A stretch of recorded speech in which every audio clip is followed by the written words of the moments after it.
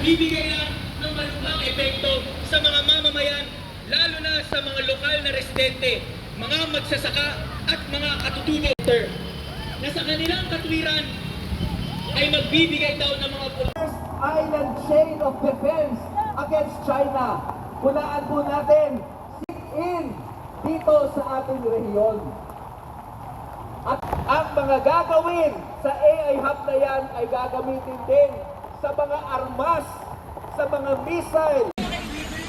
Ang ating mga revolusyonaryo sa pagmumuna ng mga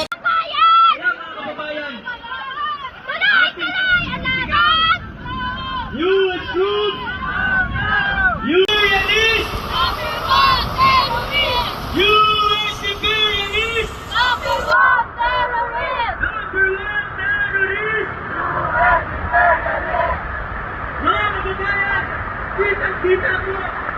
tulong sa atin laban sa mga Kastila. Magigising na lang tayo isang araw na nagsabwatan na rin ang US at China. At sila mismo ay gagamitin ang Pilipinas, gagamitin ang Paksilika para sa maging malaya ang Pilipinas.